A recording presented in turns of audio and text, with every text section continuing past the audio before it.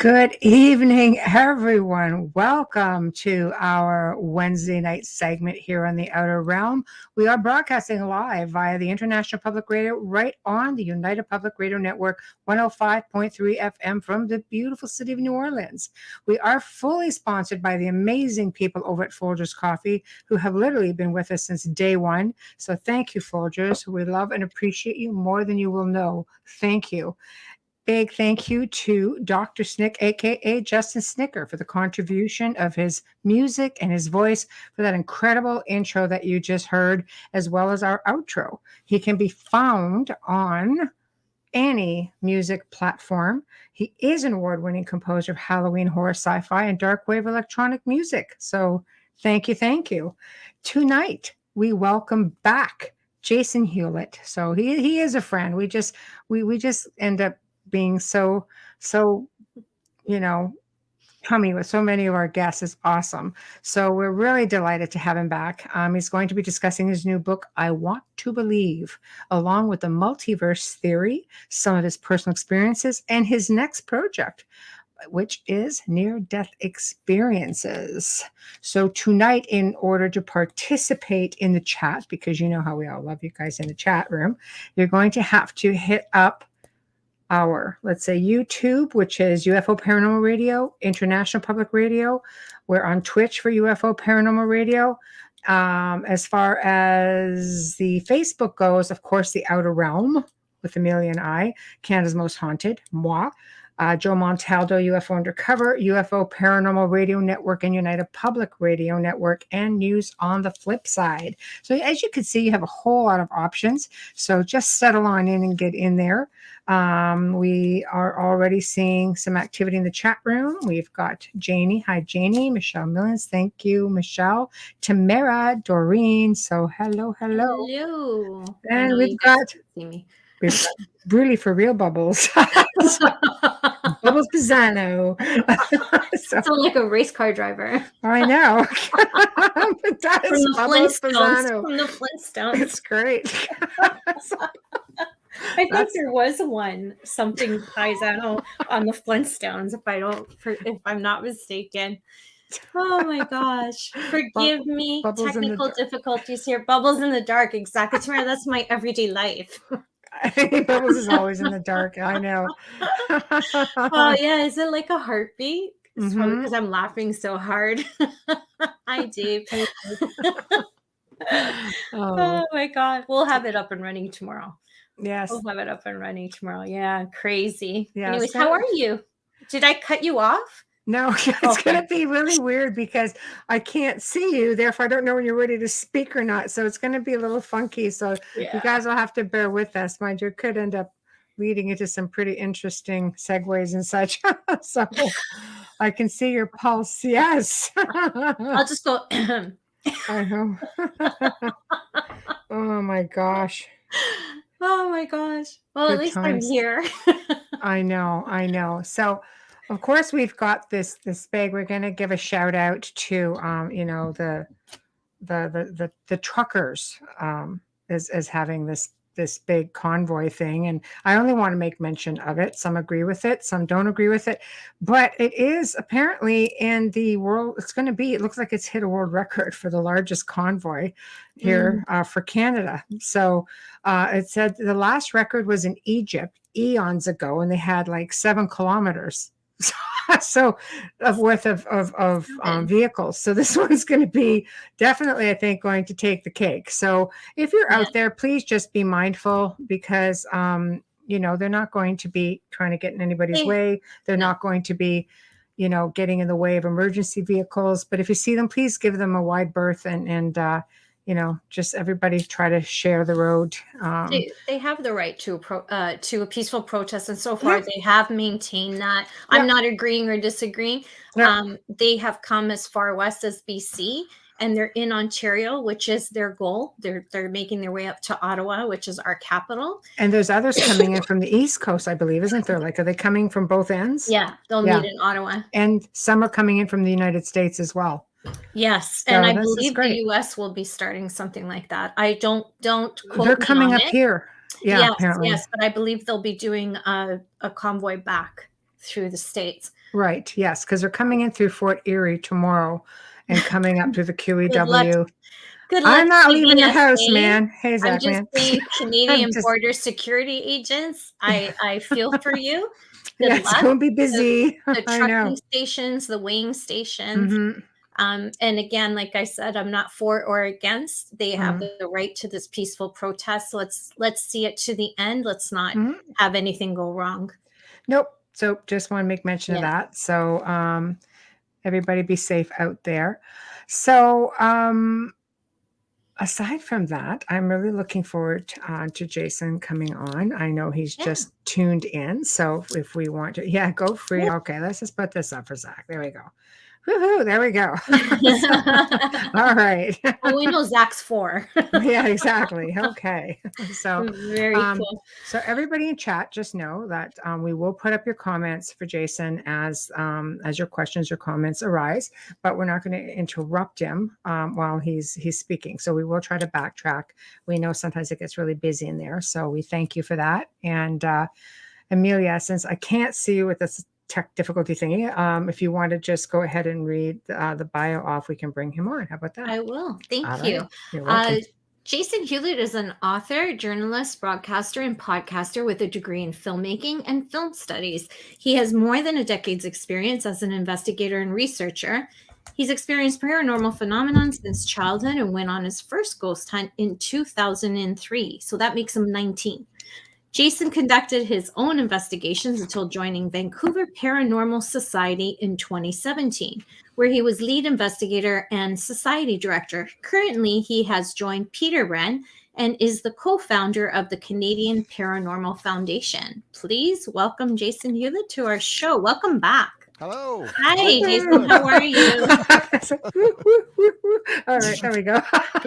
Done my little thing. Very enthusiastic. Thank you. Absolutely. Absolutely. Always for you, my friend. Always Well, for thank you. you so much. And thanks for having me back on. And I hope you're all doing well. Oh, we Yeah. are. We're doing dandy over here. You know, for as long as we're staying off the roads, because we'd be sharing it with a few big trucks. I don't know, like Yes. 50,000 of them or something. That's going on, and they're heading your guys' direction, from what I They're understand. in Ontario already. Yeah. Yes. They've So, just entered, I'm guessing, through Manitoba not too long ago. yeah, some of them are coming up through Fort Erie, like Southern Ontario, Niagara region, working their way up as well to meet up with. There's a bunch coming in from the United States or something. So I'm always on the roads. And it's just like, thank you for not making me be on the road tomorrow. I get the worst road rage. It's like, get out of my way, you know? So, but at least we've got 3 and 4 lanes here, which makes it a little bit easier than, you know, many places only have 2 lanes, right? Yes. They're So- coming up Upper Centennial, though. I don't know why. I don't know why either, but I'm just I grateful don't know. it's that your neck of the woods and not mine. Well, I have to be out But tomorrow I love morning, you. so I'm just like, okay, I'm going to make sure that, Yeah, you know, I know. I take the back roads to the other side of the city. I'm not going anywhere. I'm just going to sit here. I'm going to research for the other show. Maybe have wine. That sounds fantastic to me. Like, you know, I know, right? It's always better with wine. That's all I'm going to say. everything is better with wine. Absolutely. Whatever works, right? So, hey, what have you been up to? I see you posting a lot, and you've got a lot of podcasts and really interesting stories. And tell us. Well, it's been like, I mean, 'cause I was looking back to when I was on before, and it was just before Halloween.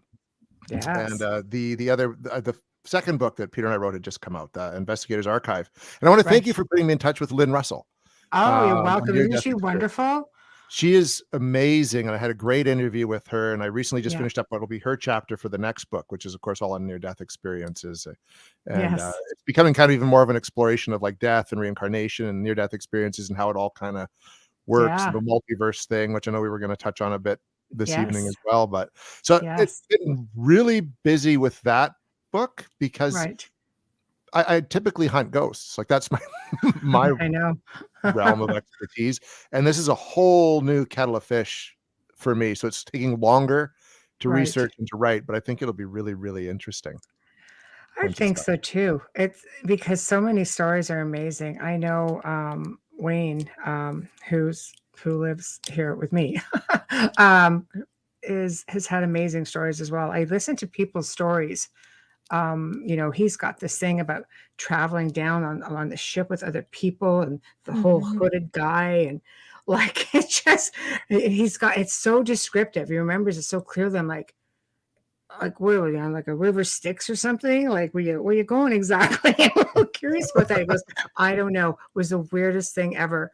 I've never heard anybody have that kind of a thing. I says, did it feel malevolent? He goes, no, but people just weren't talking. They were just all sitting there, and then you had this guy just doing this thing, right? I'm like, I've never heard of that either. Like that. Usually it's very similar. It's like the light, you know what I mean? And it's light and people coming out and talking to you, be it loved ones or other figures, and just communicating telepathically. Like that's no, not with him. Level. No, he had an infection from a back surgery, and he flatlined, and that was his experience. Very vivid, very descriptive, and he's driving now. He's not in chat, otherwise I'd have him tell it. But it's pretty amazing. But he said, no, I did not feel like there was no fear. There was no feeling of anything like malevolent about it. I'm just like, God, you're weirdo. Who's that happened to? So, because I know, but I'm always different. Yeah, Wayne has some pretty amazing experiences, but when you flatline, it'll do that. Yes, Amelia's had a few. Just a couple. Just a couple. I don't think we touched on that last time, did we? Had 6. Okay. No, that's I had more than 4. a couple. Wasn't it? I had 4. Okay, 4. Although I'm predicting the next surgery, I'll probably have another one. It never fails. Notes though now, because now you do this with me, and we have people who talk about this stuff. I know. So you got to come back with lots of detail. I don't have. Sorry, Jason. No, go ahead. Go ahead. She's got a tech difficulty, so we can't tell when she's going to talk. Sorry, I'll have to do the pardon me thing. Okay, that's good. That worked, because I can't see your finger go up right now. Usually, I just put that long fingernail. I know, it's like okay.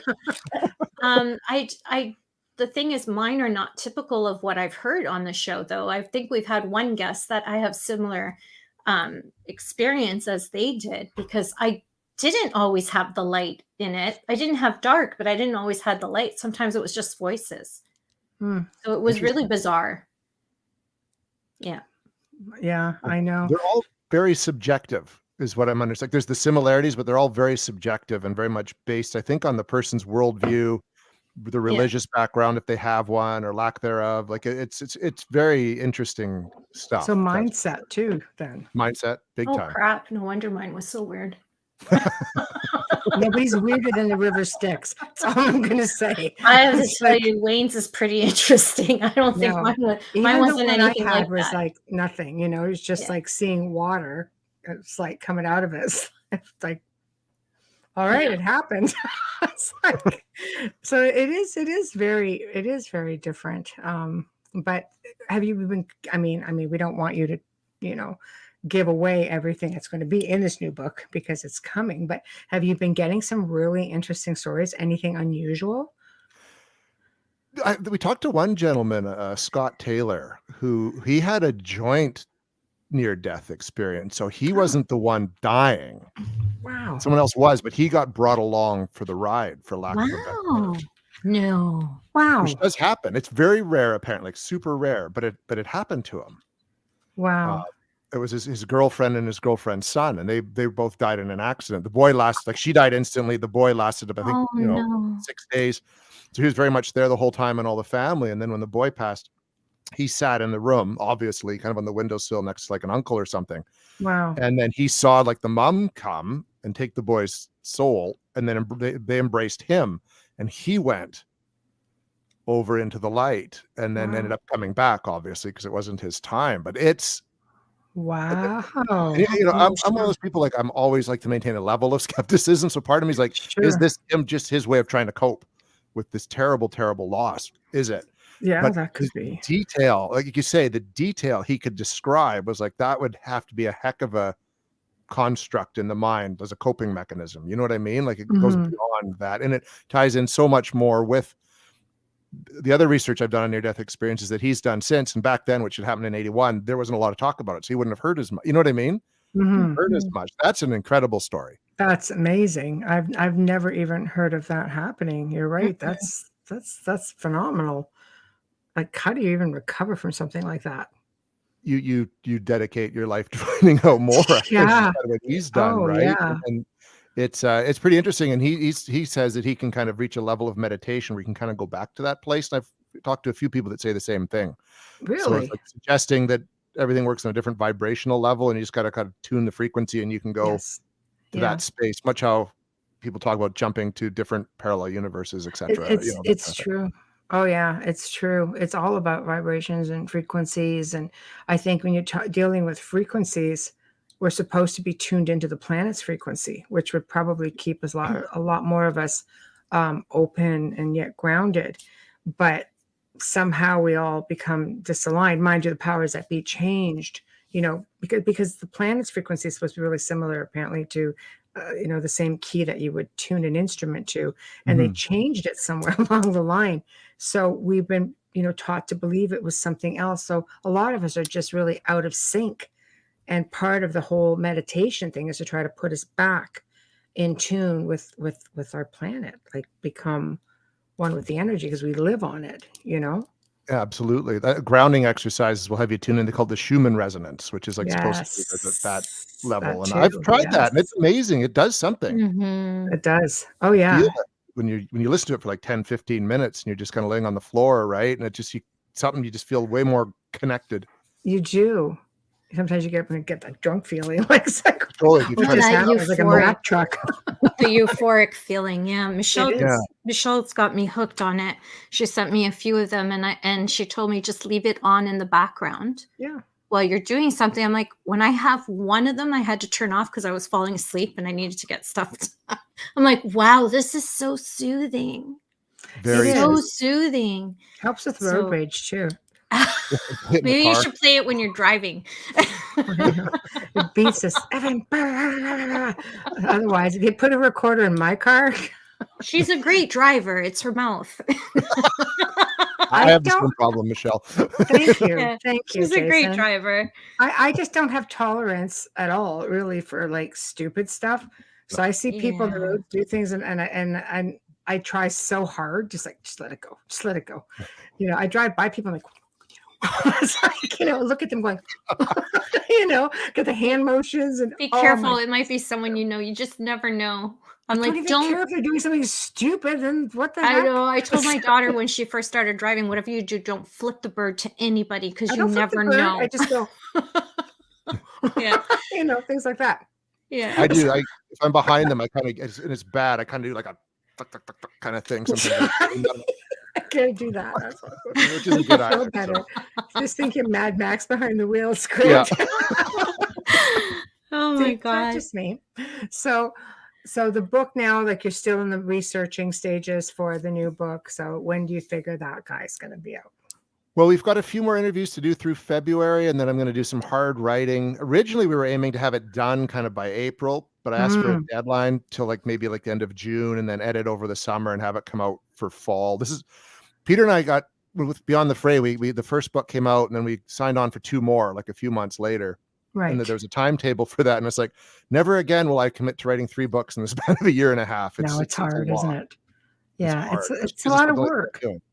Well, especially because when you're researching, you're kind of going at your own pace. But when you're interviewing people, you're dealing with schedules and you're dealing with so many fact checking and going back. And, if you see something, it's like, oh, I got to go, message this person back because I'm not clear on this. So you're really at the mercy of someone else's schedule as well. Very much so. And it's kind of, and sometimes people commit and then they have to cancel at the last minute or they don't show up and you have to try Yeah. to track Mm, them down. Oh, And yeah. that's awesome, isn't it? Love Cosmic's those great. I people. love it. Love it. Well, it happens on radio too. Oh, it does. Oh I'm a yeah. broadcaster. Yep. So, like, anytime. It's great. Hence, Mhm. we're having a Q&A tonight. Yeah. We've been fortunate, actually. It's just been a couple of last minute and really with legit reasons. So Yeah. people wait months to come on. They don't want to just, so unless it's a really good reason, like we're pretty forgiving. Oh, Yeah. for So sure. Right. it's And you okay. do But book way ahead. So, which is great. Usually oh, people are we very do. committed at that point. So, We're already booking into April. I mean, wow. there's bookings throughout the whole year, but we're probably now middle to end of April, like full. So, I mean, we're humbled. I mean, we have a waiting list. It's just like, for a while, you know. That's All right. awesome. All Yeah, right then, you it's know. hard So to it's book too yeah. far in advance because then they'll forget. Well, they You have do. to It's be like, careful. oh, Yeah. oh yeah. I don't even want to say the guest name because we just love him. But he just completely forgot one time, and he goes, "I'm at a tiki bar in Mexico." Yeah. Oh yeah. Like, it's And this- okay. You're well, we good. can't compete with the tiki bar in Mexico, No. so you That have would Yeah, be one an for interesting us. conversation, but I I wouldn't know, have it would've even been answered great. that text if I was in Mexico. Oh yeah, oh yeah. I think he was feeling no pain. So I'm like, well, you have one for us, and we'll see you when you get back. And then the next day, I am so sorry. Oh, I felt so It's like, bad for him. it's all good, man. It's all good. We don't expect you to leave the tiki bars to come He's a on nice here. man, very nice He's man. a sweetie. Yeah. So, okay. Well, so you've got the book in the works. What else have you been up to? I know you've been doing some investigations. I know you're just full on. You're just full on busy. it's been because I'm doing still the paranormal network stuff. So like we Right. put out new content weekly, like usually 2 to 3 shows a week. So just sort of managing all that, and we're bringing more stuff on. Mhm. So that's been, with that, of course, is We Want to Believe, which is the show that I do, and then Yeah. Hunting the Haunted, which Peter and I. Uh-oh. There we are. There you are. I don't know how that. I wasn't even touching the controls. No, I'm just sitting here like this. It's like, all right. Okay. So you and Peter do. Did that Hunting the Haunted as well. Got it. So we're always like we're just tackling on Monday. Our next episode comes out. We're talking about the Great Amherst mystery, Right. of course, from Nova Scotia, Oh, which that was. So That's there's a lot of great. research that goes into those episodes Right.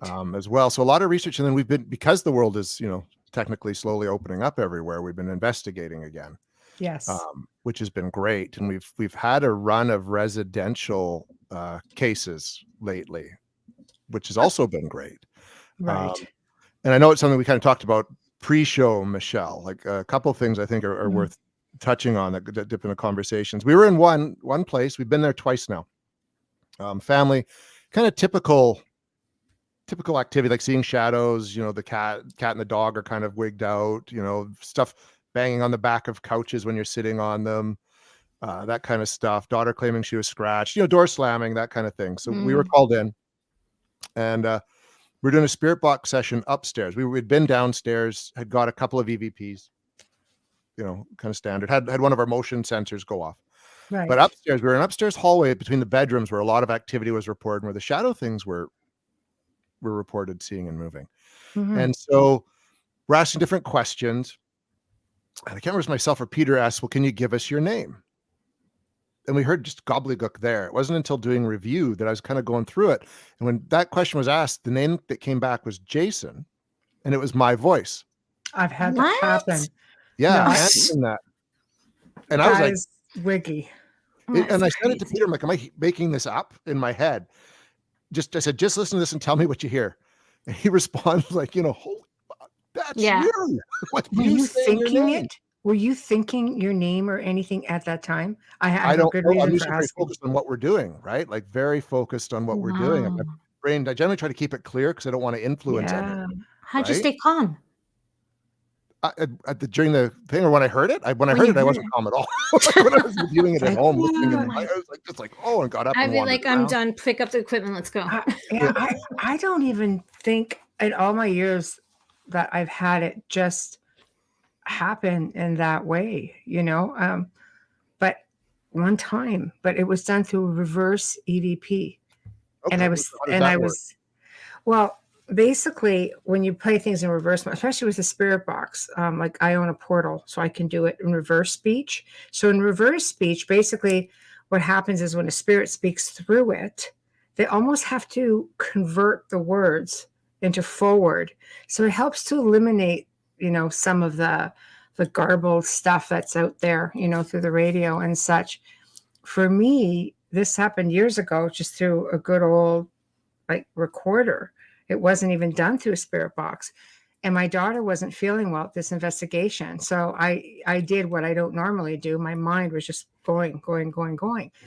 And while questions were being asked, my colleague at the time was asking questions, and I was just sitting here like this, like just thinking, like I didn't even want to be there. I needed to be home with my daughter. So her nickname was Angie. And I kept saying, I've got to get home to Angie. So anyway, he was doing a reverse program on it when he was going through the and it's on a tape. Besides that, it wasn't digital. Oh, look at you bots. I knew you wouldn't let me down. Okay. Bastards. Anyway, so in my voice on playback, it's me. Oh, they're so persistent. Sorry, guys. YouTube's got their bots going again. Because we sent our troops over to the Ukraine. I know. But it was all in my voice. And all you heard was exactly word for word what I said was, I got to get home to Angie.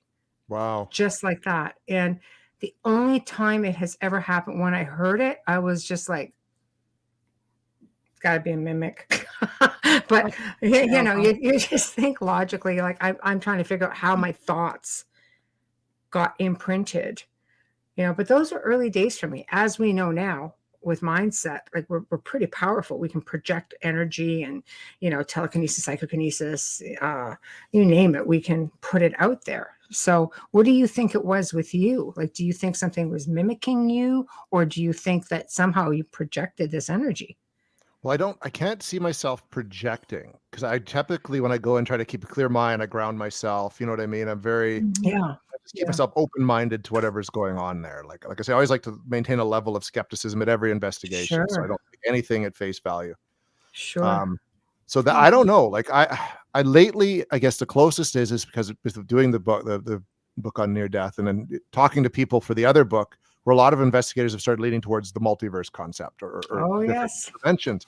Right. So the only thing in my mind is maybe, like, because I was thinking, was that Jason on Earth 491? You know what I mean? Like, was there something like that going on? It could. I don't know. Multiverses are that's kind of funky. A lot of people have a hard time getting their head around that. I try to tell people it's like listening. You can only listen to one station at a time, like radio station at a time. You have all these different layers, in one space. And every now and then, you have this other frequency just sort of tune in. It's like our producer Joe will say when you're talking about ghosts, he'll say dimensional bleed through. I'm like, shut up. Dimensional bleed through. It's true, really. Yeah. I know. Go back to your aliens. It's like, shut up. You know nothing, Jon Snow. That's what I feel like saying to him when he says that. I'm like, that's not always the case. No, but it's interesting with that whole theory, having many worlds, just alternate parallel universes or timelines, which just seem to, what do you think with that? Like, there's an investigator, Robert Bradley, out of the States, who we interviewed, who is in the second book, and he's been doing a number of, they can actually go and they get to investigate the same place every year, or even a couple times a year, so they can start checking for certain facts. They're like, his team's all like, former NASA scientists, physicists, like all these fancy science guys, and they've been able to find that this type of haunting, or a residual haunting, I think it was residual, it seems to be, an intelligent, seems to be from their research and data, an Einstein-Rosen bridge. Right. So, basically a wormhole opening to somewhere else. Yes. So where is that somewhere else? And when you open it, something's got to come back through. So I'm really starting to lean that a lot of what we're experiencing is contacting just different levels, one on top of the other. So in my mind, I think I just maybe caught a smidgen of me somewhere else, which might be out there for some people to think, but that's just in my head what makes sense. It's, you can tap in so easily to like, especially with the spirit boxes. And I'll just take a quick minute with this. As I've told the story before, where one night I was experimenting with this portal, because it was first time that we had it. And all of a sudden, something came through. It just sounded like an old 50s movie. And I'm going, oh, crap, what do we tap into, an old freaking flick? And it was an old war movie, is what I thought, right? Hey, and they talk like the 50s did. And you can hear the propellers on the plane. And they're talking. There's three guys talking. But they're describing what we're doing at the table. He says, there's a man and a woman. They're sitting at the table. They have electricity. I'm going, so crap. I'm like, but I could tell, right? They're military. So I'm going, okay. I'm like, what's your name? I knew it was military. I says, what's your rank and position?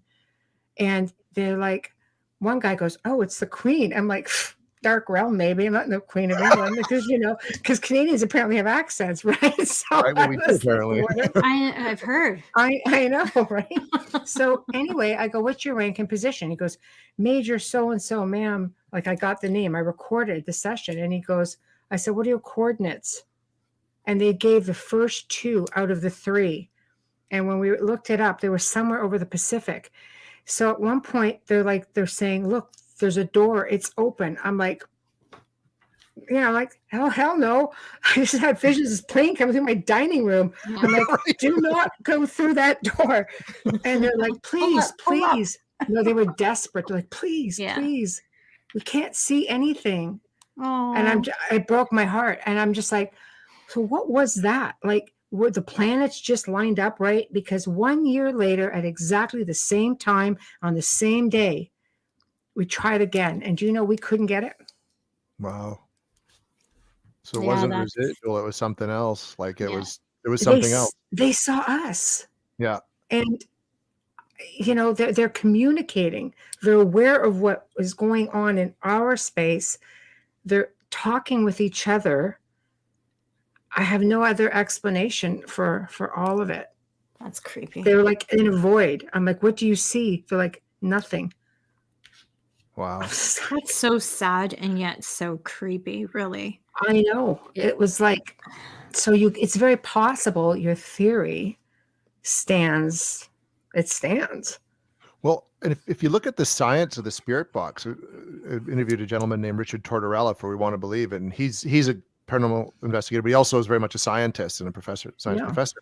And he's saying, even with the spirit box, like, because I always would think, well, it's a receiver, right? So you're picking up some trucker on the side of the road or some trucker hearing you and then responding. But he's like, no, the range, because it's such a small device, the range is meters. So if anyone is listening in and trying to manipulate you, it's within meters of wherever you are. Yeah. Like not even like, it'd be like within this room or maybe a little bit further. And that's it. So that blows that theory out of the water. It's not powerful enough to pick up any sound that was somehow imprinted on like stones. You know what I mean? Because there's that belief in certain kinds of rock.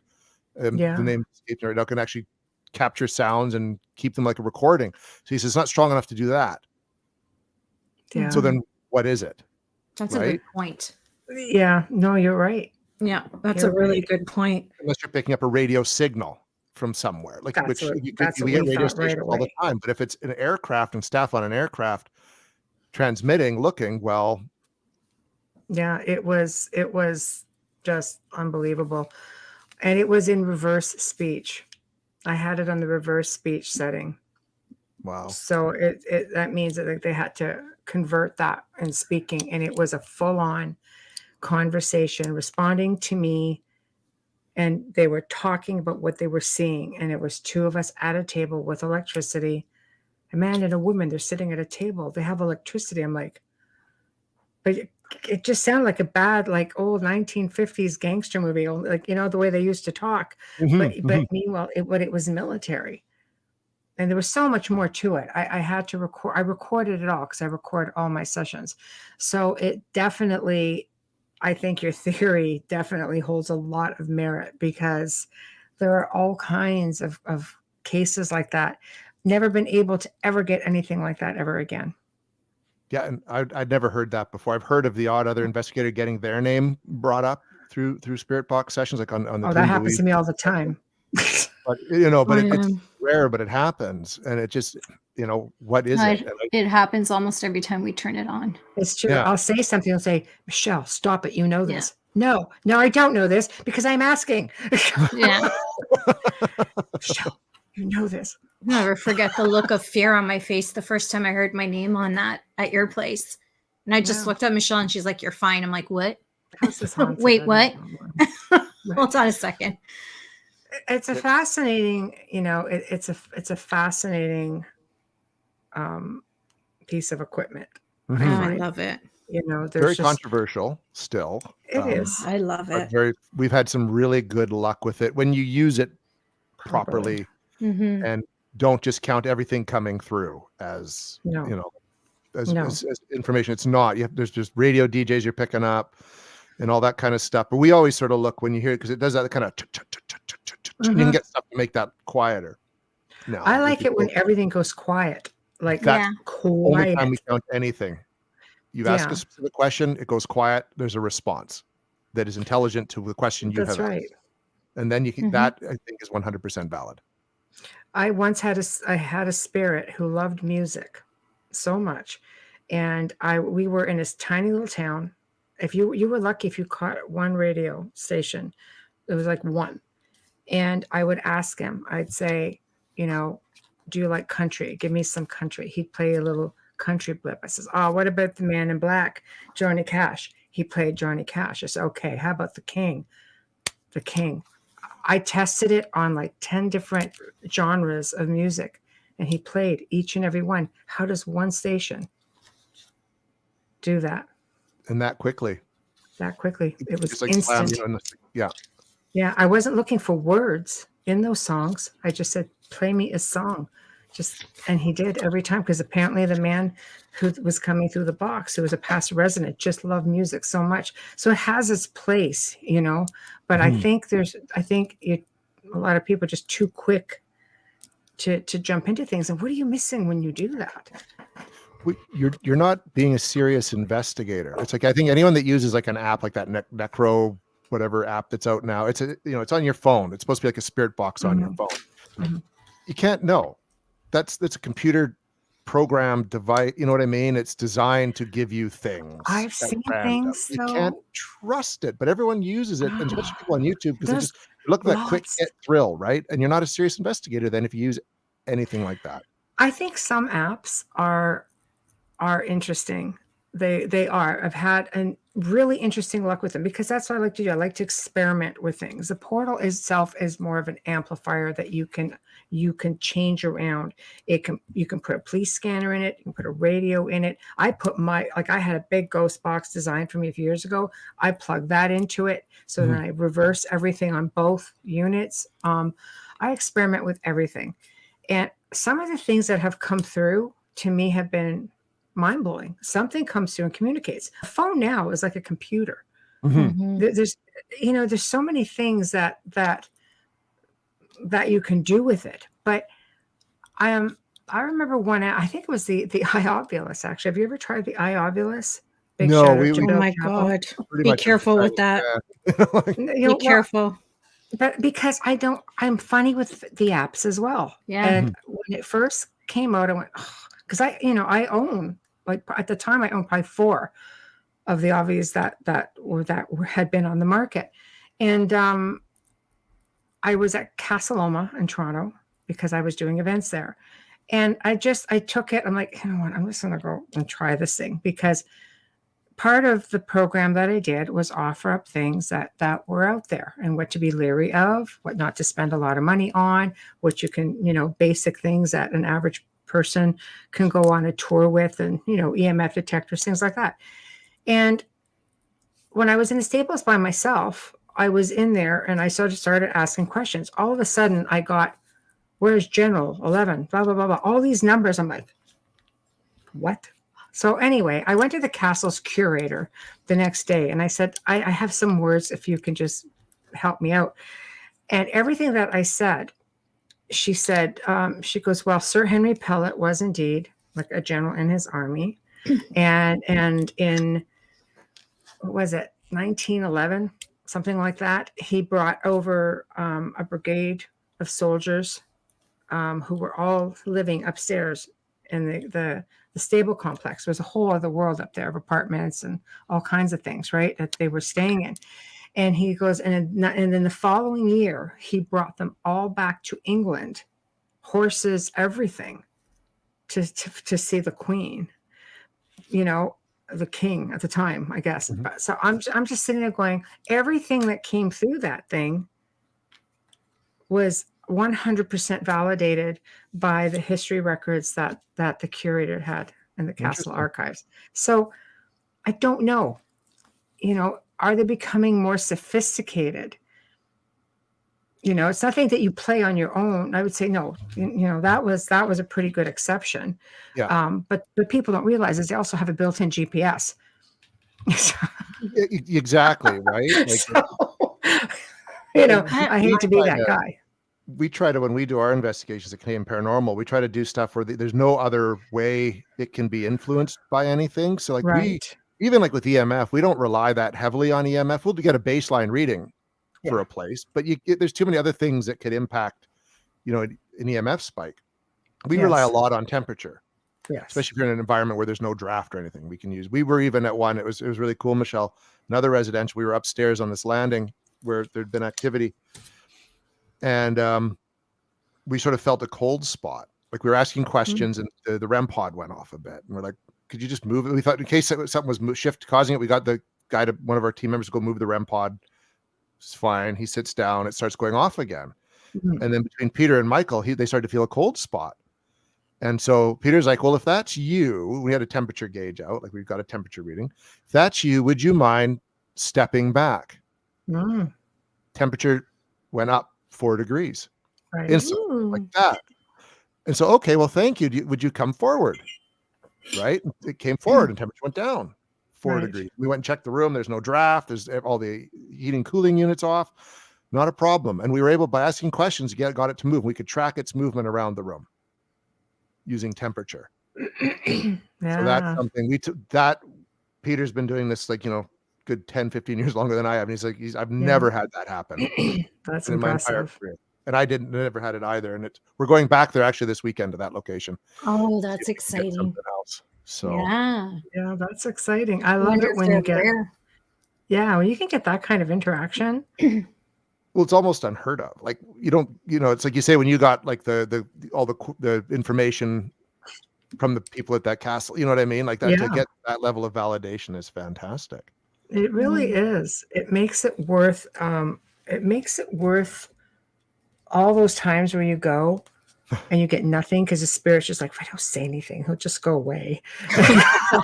You know what I mean? So that's not what I said. Yeah, exactly. So, can I just say something back to the eye Oculus? Thank you. I use the app off my phone, which I shouldn't have done in my own house. We won't go into that story. It was more accurate than I would have ever imagined. The directions it gave me to where and what were 100% on point. Interesting. And it was off my phone. And I remember calling Michelle and saying, we need to clear this, blank. I did a boo-boo out of the house because I used my Ovilus in my room. And she's like, what? I said, yeah, I used my eye Ovilus in my room. I thought, I'm a medium. I can see things coming. And when I saw that and the direction it was taking, I actually screenshot the words. I didn't expect it to be that accurate. I really thought it was just a joke, like Ghost Radar. I thought, oh, wow, like this is just so silly. So does it come down to intention? Invitations for communication, a voice recorder, a spirit box, a pendulum, a Ouija board, what are your thoughts on that? I don't know. Like, I think that could be part of it. Because because I know people that will use apps and they'll just take anything it says at face value. No, you know what I mean? Which you can't. And people will do that with like spirit boxes too, as we sort of just talked about. So I think, and even a lot of people with Ouija boards, like, oh no, they're horrible, and it's just, or they go, it's just a game, or it's the tool of the devil. You know what I mean? Like, there's no in between. Yeah, one or the other. Yeah, we see it as more. It's just another method to communicate. So I think intent plays a big part. Yeah, in it, like what you're there for, right? The people that kind of sometimes go in and try to almost demand activity, like, come on, punch me, slap me, do this, like calling you out. Yeah, that creates problems too, right? Either usually a lack of anything happening. Right. So I think it's a big part. Oh yeah, you have to love the challenge. Yes. The challenger. I see or lack there. Or the demander. I demand. You show yourself right now. Probably. All right. Yeah, provoking is the wrong way to go, and it's the most dangerous way. Yeah. I made a mistake because well, I made a mistake using it in my house. This is what I just want to say, because Nim Dulac wrote High Cool Tips for Testing and Confirming Paranormal. They're cool tips, but please don't investigate in your own home. There's a reason for that. You're opening a door and you may think, oh, it's just an app on my phone, but look at me. I mean, I made the mistake of saying, who's there? What's your name? And I got no one. Where are you? Here? And I thought, this is so stupid. It's just picking up all kinds of, I got radio towers, you know, a couple kilometers behind me, you know, south of me. That's what it's picking up. This is ridiculous. Then it started talking to me without me talking to it.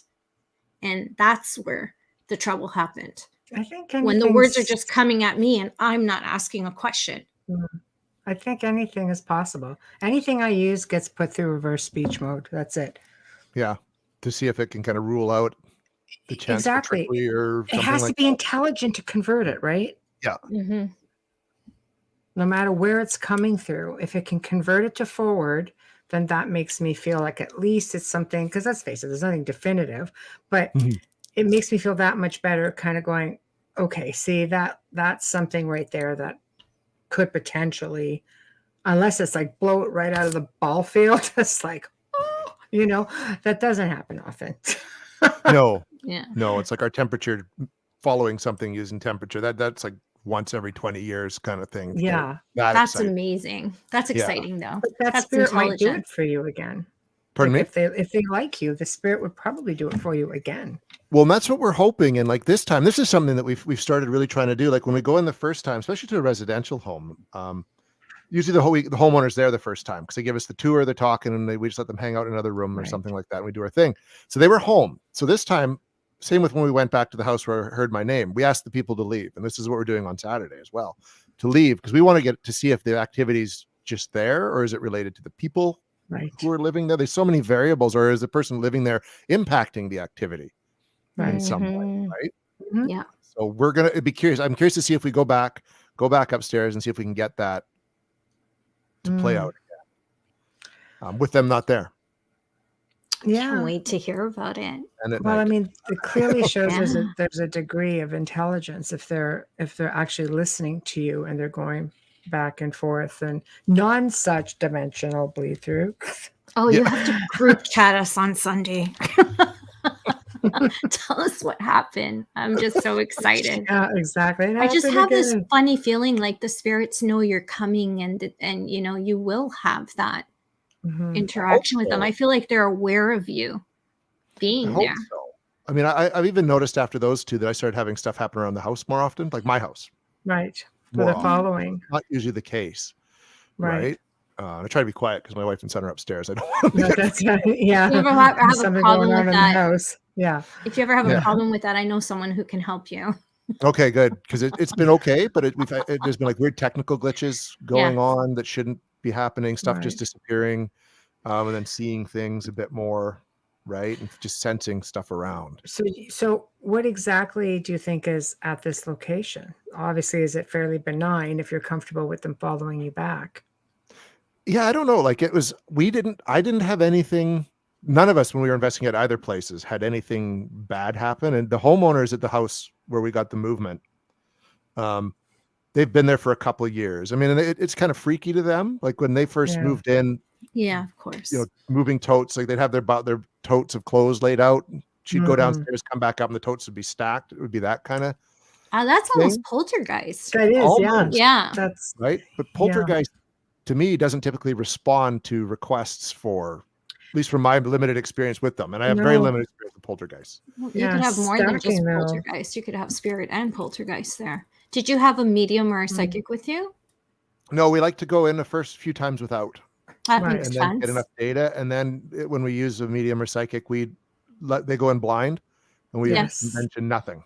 Yeah. Right. You might want to consider bringing one the third time and make sure that the spirits aren't grounded and make sure it is benign.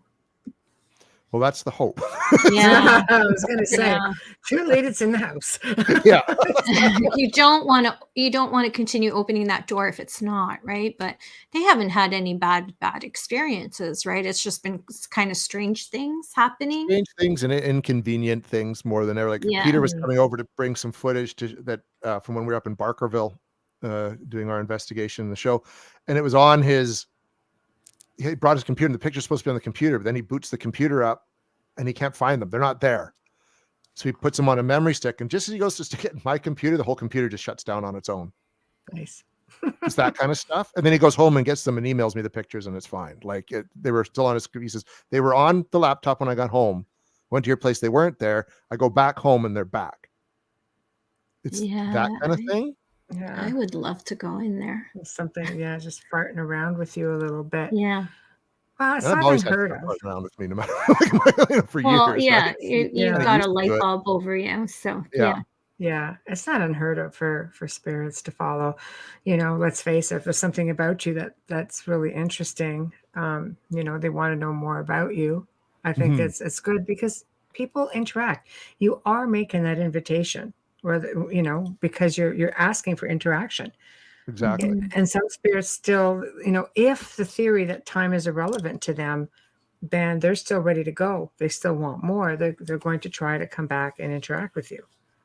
But the key is do you even attempt to interact with them when it's in your space? Well, I haven't been attempting. I'm doing the opposite, right? Like I'm not, other than just say once in a while, like, would you buzz off? Just say, would you go back? I'll see you in a week. Get the crap done here. You keep turning my machine off. Like other than that, I haven't. In fact, anything that's ever happened in a house that I've lived in, and it's happened in 2 to 3 houses that I've lived in. Right. I've never invited anything in. Right. No. It's always just kind of been there or showing up somehow. In one place, I'm sure it was my father, who had built the house, and he had died, of a heart attack and stuff. So it was him coming back, kind of just having some. He was a bit of a prankster, but also just making contact as a parent would, right? Who went too soon.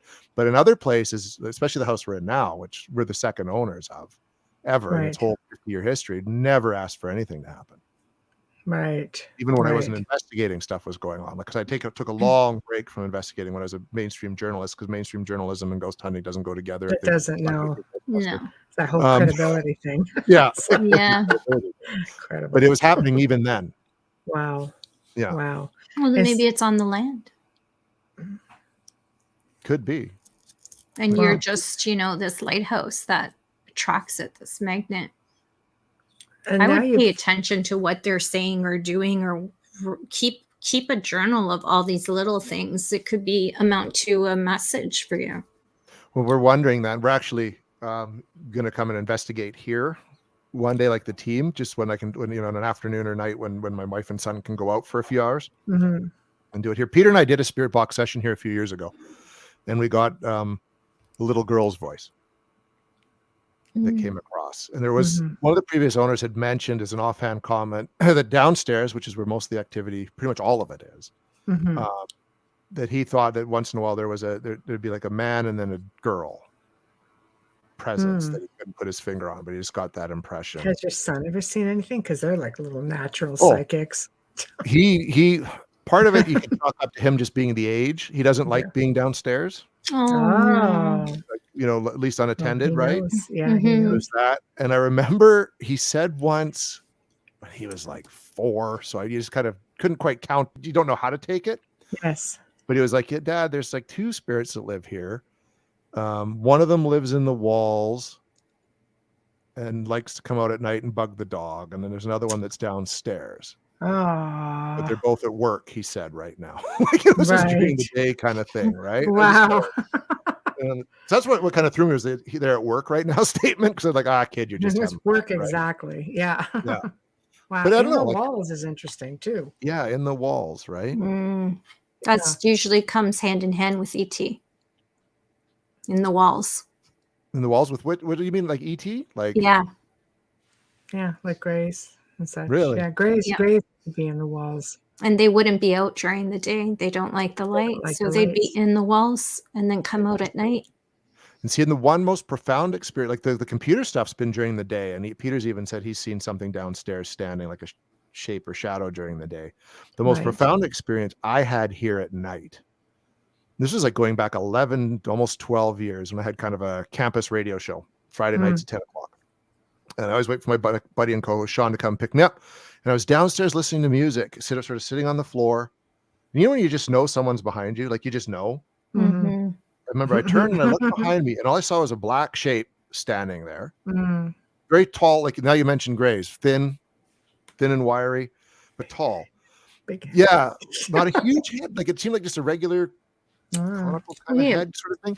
But it was funny, and we looked at each other for like a second or two, and it turned and ran with such speed, like it was just like turning, boom, gone.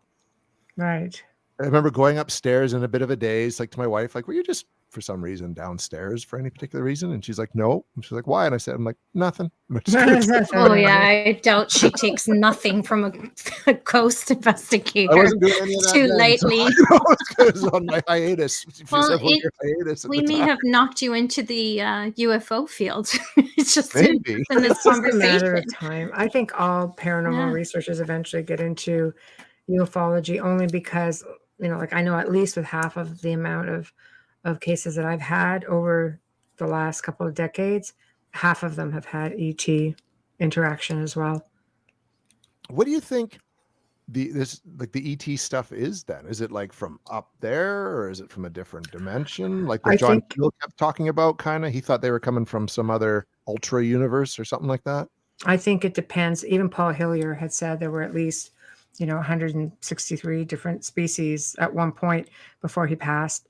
I believe some of them are here long before us. They're in the mountains or in the oceans, or they're under like subterranean. I believe some of them are dimensionals and do use portals to come in and out.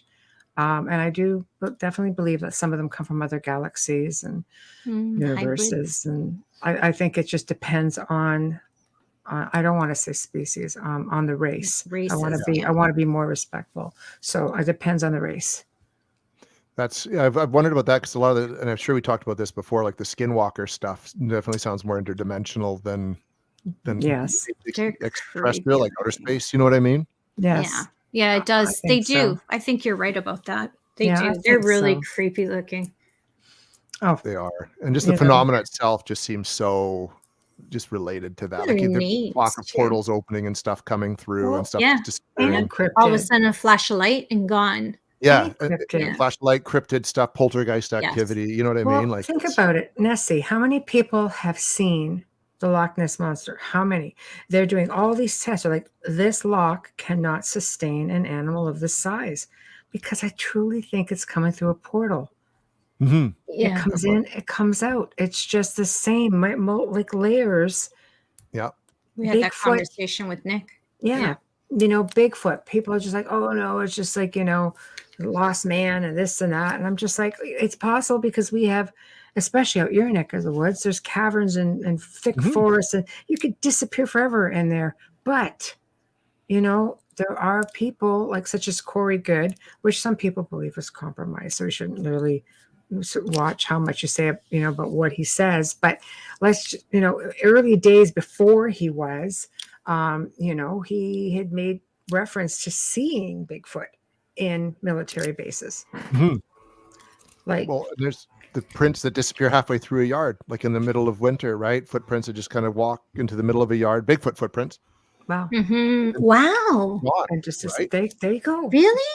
Yep. There's theory proven. Stories about that, pictures of it, even, and then even some people saying that it communicates telepathically with them. Yeah, the telepathically I've heard, but I never heard of Bigfoot just footprints appearing. Where was that? That's ET. That is so really, cool. Extraterrestrial is just something that's not necessarily here. That's just so cool. From here. Yeah. I hate explaining an unknown with another unknown, but when you hear enough stuff, you got to look at it as an option, especially if you are going to, like we're talking about getting into multiverse theory, because that multiverse explains everything in a nice way, right? It does. I'm just trying to see here. I brought something up, and I'm just trying to see if I have it in my notes, because I want to know if you knew anything about it. 1 second. Where is it? I think it was called the Mega. Was it the Megaverse? Oh, come on. Where is it? My luck, I probably won't have it because I've got a million notes, and I wanted to see if this is something that you were aware of. And from where I'm sitting, I don't even think that I have it. Oh, Ultraverse.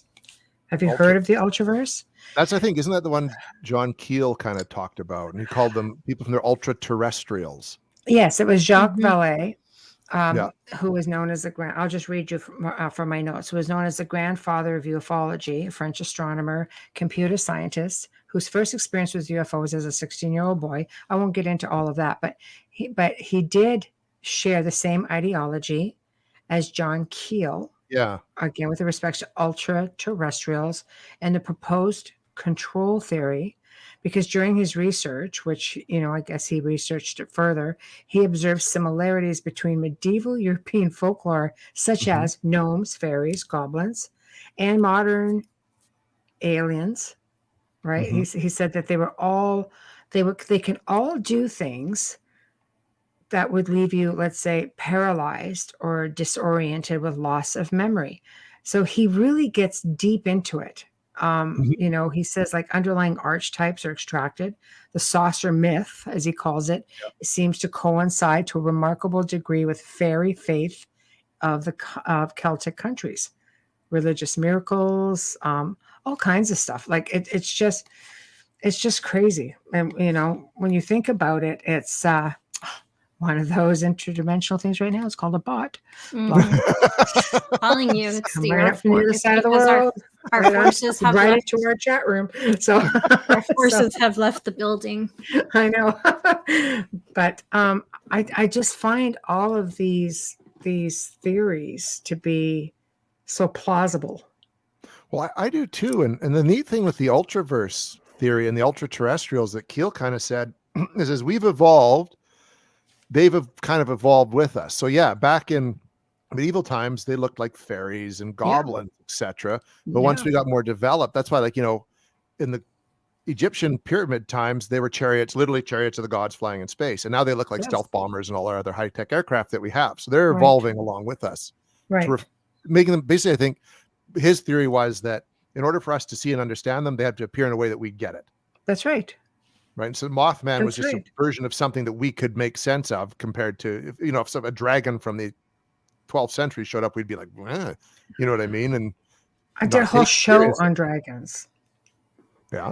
And there is proof of these things. So I agree with you. Portals. I still talk to people who tell me they see dragons. Interesting. Well, wasn't it the last time I was on, people that would see like the Watchers? The big beings in the sky, right? Like it's just another variation on Indrid Cold is believed to be an ultra terrestrial when Indrid Cold started showing up. Right. Talking to people about experiences. Men in Black have been described as being them because they're just a bit off enough, right? Like I don't know. I'm a big fan of Keel, so I could see. I know. Right? But can you imagine just standing there, some big ass dragon just goes flying by you, be like, yeah, there was a sighting in the Adirondack Mountains of a dragon. When was that? I got this story 2 years ago, and then I had another client a few years ago who said to me that she could tap in to things, and she could dimensionally, like, just see all kinds of mythical creatures. And she goes, dragons are very protective. And when Joe and I we do the Gray Zone Uncensored, did a segment on dragons. It is unbelievable the amount of things that are written historically about dragons. And there's a church in Italy, again, the name eludes me because there was a lot of information on that show, that is said to have the rib of a dragon because the town folks killed it. And there's a rib in the church for people to see. Are we sure it's not a dinosaur? Right. But tell me aside from a pterodactyl, tell me what could fly and hold up that kind of weight. Seriously. Well, and there's like sightings, they call them thunderbirds, etc. But they're very much that, which I always wonder if that maybe could be mistaken for a dragon or vice versa, right? Like, well, thunderbird would look like either the pterodactyls have been called thunderbirds, and so have, some of them look like giant freaking eagles, like Lord of the Rings, right? Yeah, exactly. Yeah. So, so I don't know. I believe anything is possible when you're talking dimensions, because we don't know if they're coming from another galaxy, another planet. I mean, we don't know how far some of these things actually reach, you know. Mhm. Or if But it's even just right on top of us, we just right now, and it's Yeah. just like changing that vibration to kind of get Yeah. into, you know what I mean? Vice versa. Like it's the one, I'm glad that science is actually starting to take a look at that possibility now. I agree. Scientists are actually embracing the multiverse concept because it does make sense, and that time is not always linear. It's very circular. And There is, and people get into time slips. You know, time slips are interesting to me because there's so many people that will be. The one that sticks out to me the most is that of a woman who woke up in her own bed wearing different pajamas in her apartment, but it wasn't her life. She actually has a reward out right now for anybody who can help her get back to her time, because her fiance was there. She can't find any trace of him. She goes to the building where she went to work every day. It's a different building, yet when she gets in there, it's all the same. Her apartment is where it should be, but she woke up wearing something different, and she is completely aware of her life, but all the people that were in her life no longer exist. Okay. weird. Respectfully, has she had a psych eval? She has done everything. Yeah. Okay. And that's why she just basically, she's got a standing reward to this day to anybody who can give her an explanation and who can get her back. There's a reason why she's being held back. There's a reason why they don't want her to go back. I know. It's Yeah, there's so much more to it than that. If that's so real, that's really crazy. insane, Wow. you know. I know. There's stories of, you know, in England, this plane went going by this old airfield, and he knew that the airfield was no longer used, but he could see all this. He's going, where do these planes come from? These aren't even the colors that we use. You know, like these colors don't exist. Like our planes are all this color. He was just taking a sidetrack around to get back to his base.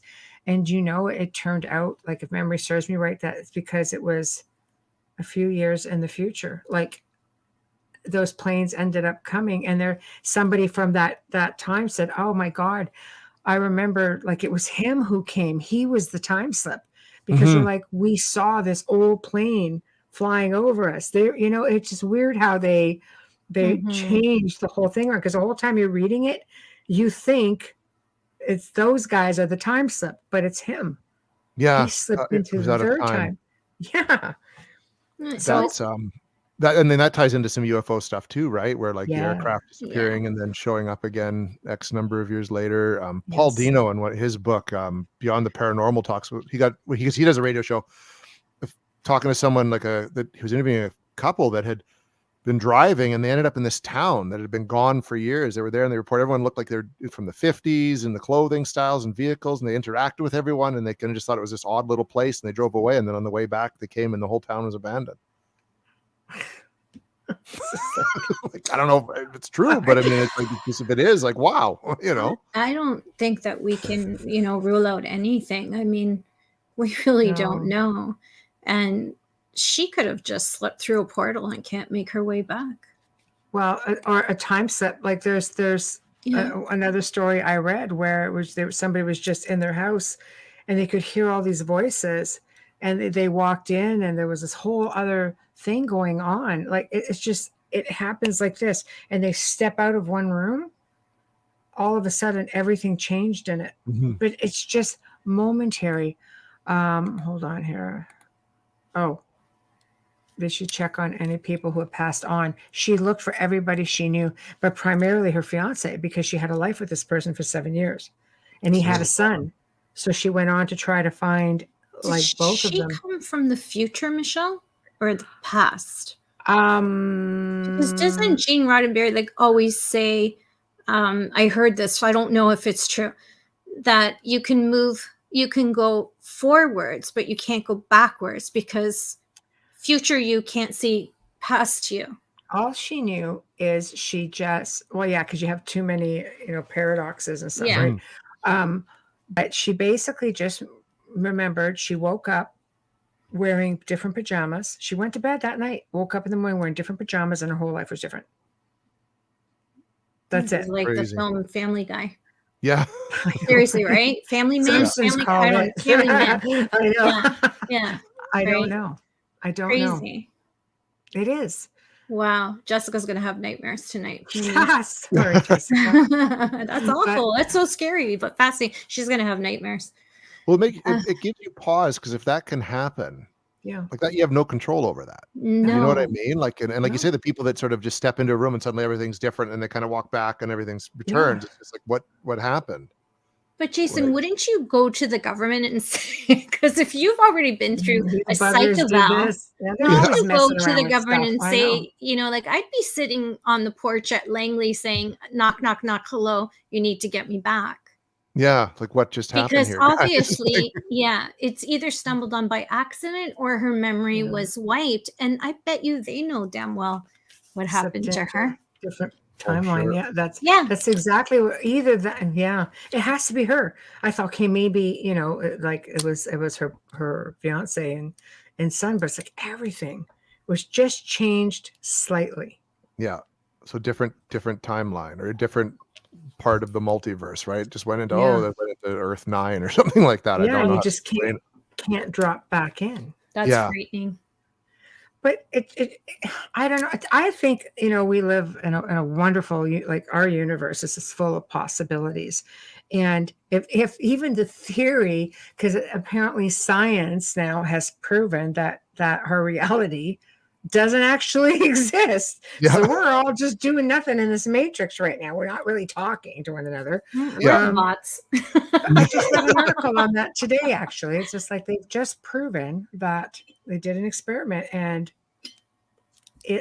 our reality is not a thing. So we are Not in a a- damn matrix. Shit. Then I want to know Kung Fu instantly. Well, why do we bleed? Load up the I program. want wine. It's like, I'm going to go happy. No. But what are your thoughts on that? Do we live in a matrix? I don't know. I don't think we do. And if we do, it's this complex thing by a race far more advanced than us. You know what I mean? Like it's, but I don't think so. No, I think we just live in a world that we don't fully understand everything yet.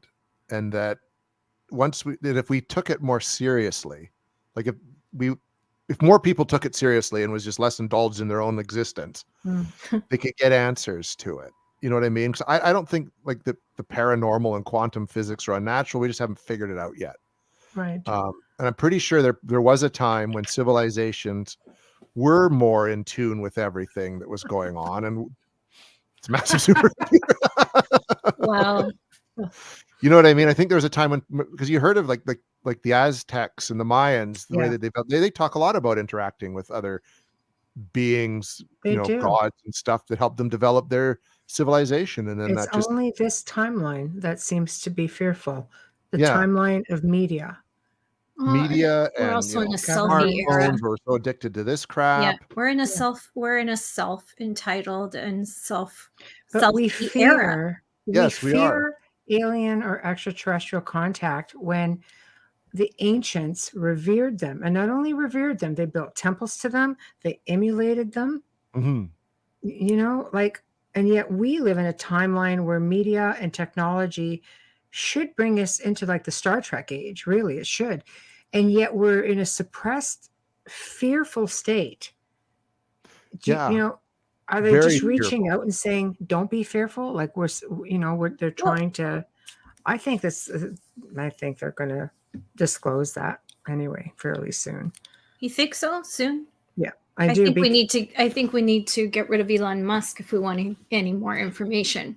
Well, I think realistically, the government's disclosure thing on UFOs was a joke, the military, because anybody with a camera phone has better crap than that little TikTok thingy flying around. God, yeah. And I believe that this That's the best you could give us.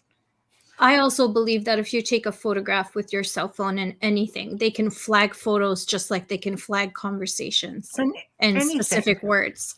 Anything. So but nothing is private. When you have people who come out of military, even astronauts now, I guess, they sign for so many years or you can't disclose anything. Yeah. And a lot of them, upon being released from that have started giving their accounts of extraterrestrial sightings, and their whistleblowing. Paul Hillier, come on, our defense minister, he was an advocate.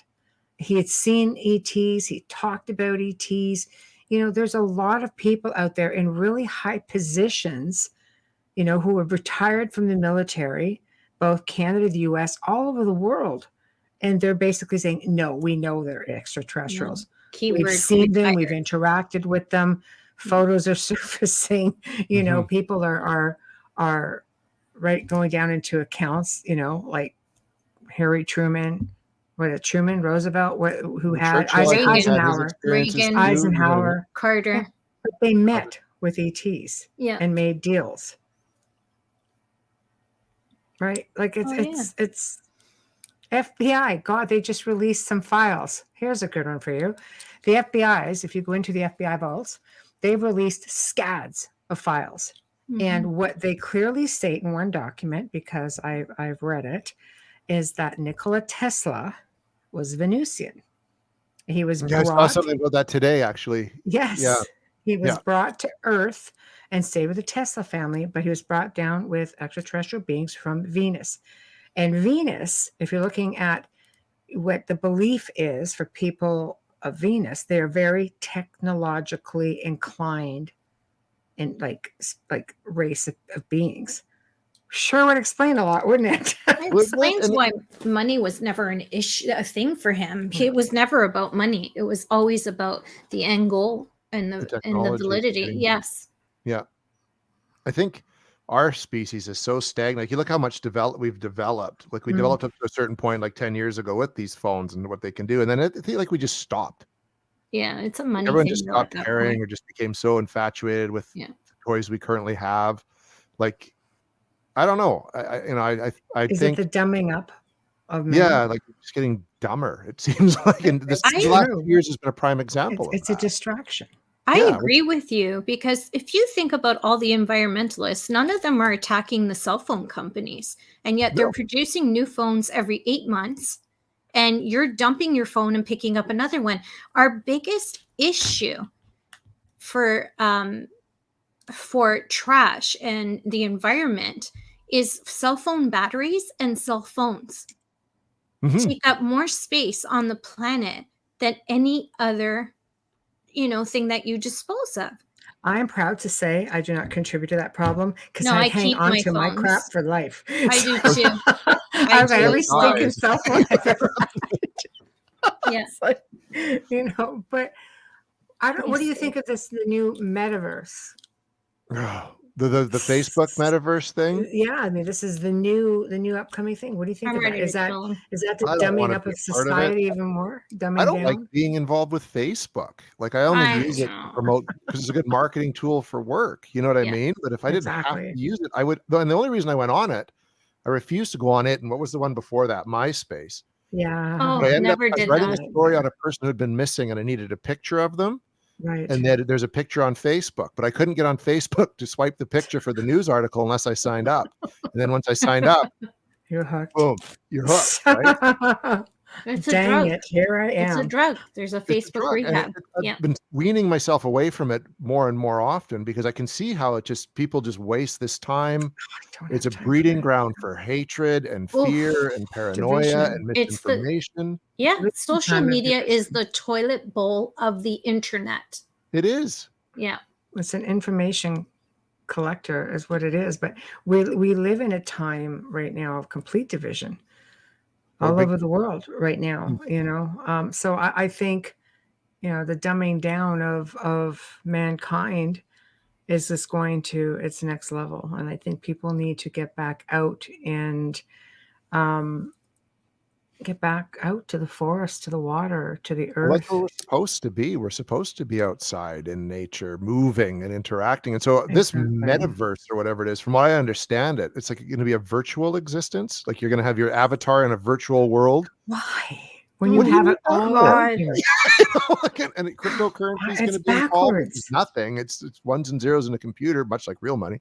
Yeah, it doesn't make sense. Like, it just, why would someone be into that? But I bet you that'll be, I think, the final great divider. It There'll be will. those that buy into the metaverse and just spend their Yeah. entire lives on there, and their regular bodies are going to just cripple into nothing. Then there's going to be everyone else that's like going to be, screw this, I'm out, and Live they're going to life. go out into the woods and do what we should be doing all along. Exactly. And I think that's probably a really good assessment. It's sad but true, but I think And it's that'll gonna. put us back even further, It's true. you No, know, than we it's should be. true. If you get into like exopolitics, realistically, they all feel, researchers in exopolitics all feel we should be in the Star Trek age by now, that we've been held back that much We through should be. Like, control. you look at how if you look at even the big predictors in the 70s, Yeah. right, of where we would be at, like we just stopped. Like we just Mhm. stopped. We got more interested It's in true. greed and entitlement and inconsequential BS. You know what I mean? Than Yeah, living a it's life. true. Gene Roddenberry actually came into contact with these light beings who are said to exist in what's called a void, and they were called the Council of Nine. The Council of Nine are extreme light beings, and they only meet with people, very, very rare occasion. And I've just learned this recently through research that Gene Roddenberry was one of those people. And the reason he was contacted was because he was a filmmaker, and they wanted him to slowly integrate and make people aware that this is how things should be. This is what exists out there. And they were going to return, once he accomplished this. He allegedly passed away, and because apparently they're returning like in the now, somewhere out there, to some people. But this is a big thing, because I always said that man was so far ahead of his time. It was unbelievable. And you look at like the Star Treks, all the movies and the different TV series that had that name. It's so far advanced. It's still far advanced. Well, in the message, he had a message of inclusivity. And Yeah. that was the whole point. The whole point in Star Trek is that the Vulcans made themselves known when we could advance to the stars. Yes. And their appearance brought about the understanding of people on Earth that, oh, we're not alone and we need to be more unified. Yes. And we do need to do that. And right now, everything's happening to drive everybody apart. And I mean, even look at the pandemic. Like, I mean, if you want to be a conspiracy theorist, it's almost like the whole thing just drove people even more apart. Like there's anti-maskers and our anti-vaxxers. our leader is dividing us. Our leaders are divided. We don't even have a leader that unites on anything, on how to deal with it, right? Like any good leader should unite. They should never divide. Yeah. So when that's happening, but you think about even going back then, the Council of Nine sound a lot like the Q. Yeah. That live in a void. Don't really need anything. Now I want to watch Star Trek. I never watched it. I know. It was really good. Every time she talks about it, I always want to watch it, but I have to buy the DVDs because you can't find it anywhere. Star Trek, the original series is on Netflix. The old 1960s one, Shatner. Yeah. Yeah. Thanks, Jason. Now you can look at it and read between the lines, because I think in a way we're being taken there, but I think in a different way. Hold on. Okay, Dave. I believe the advancement already happened on a higher parallel dimension. Sure. So but look at his next comment. And the Mayans had the 9. Yeah. Really? Absolutely. Didn't know that. I believe that. Absolutely. Can I steal this minute? Yes. It's that time. Okay. It's that time of the show. You're listening to you had no camera. Yeah, sorry. Can't see my, bubbly face. Sorry. You're listening to The Outer Realm with Michelle DeRoche and myself, Amelia Pisano. Our guest tonight is dear friend, author, and co-founder of Canadian Paranormal. Jason Hewlett is here tonight with us. We're live from the beautiful city of New Orleans on 105.3 FM radio, and we're streaming live on UFO Paranormal Radio, International Public Radio, Facebook, and you're watching us and listening to us on YouTube. Intro and outro of our show is courtesy of award-winning composer Dr. Snick, the sonic surgeon, also known as Justin Snicker, award-winning composer. You can find his music on Amazon in Bandcamp. And you can also find him on social media, Facebook and Instagram. Now, from day one, and we hope forevermore, we'd like to thank the amazing people at Folgers Coffee for sponsoring our show. Without you, we would not be here. Thank you so much, Folgers. Thank you, Folgers. Absolutely. Yeah. Best part of waking up is Folgers in your cup. Right. Or your chalice if you're Hamilton White and Carl Cookson. Yeah, they haven't put anything in that chalice because they're afraid to drink out of it. I know. Obsidian. Yeah. Who knows what's in that who thing? knows what's in there? And it's I'll been take around one for the like, team and try it. oh my God, you would. And I would for sure. Yeah, you would. I wouldn't. I'm a researcher though. So, you know, somebody asked you. Yeah. So, okay, so getting away from all the gloom and doom. Yeah. How do we get on that tangent? Multiverses, That's right. parallel universes, Selfie era.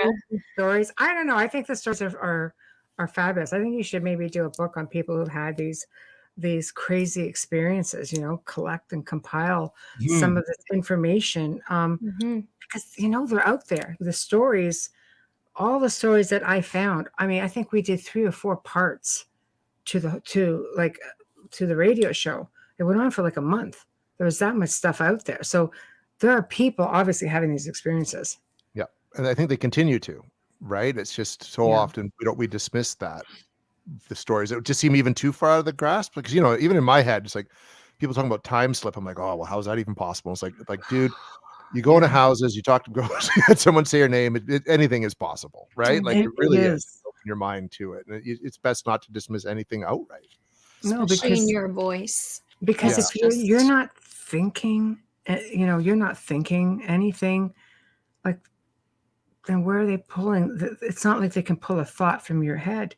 But if it's another universe or our dimension, rather, it's like, to me, that's still confusing, even to me.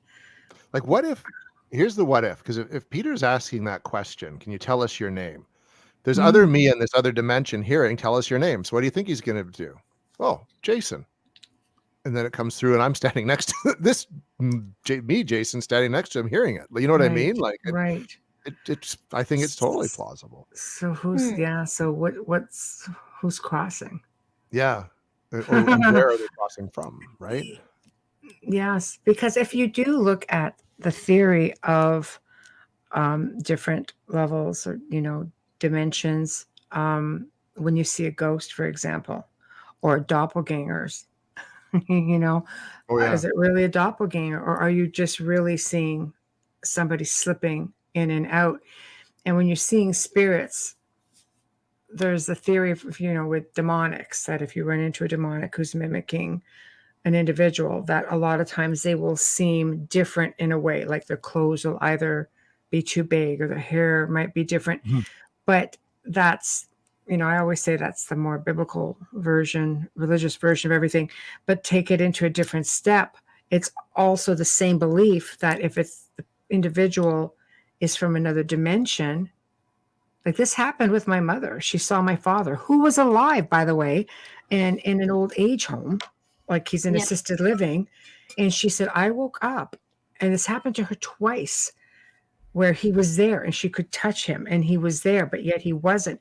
But the second time she goes, he didn't look right.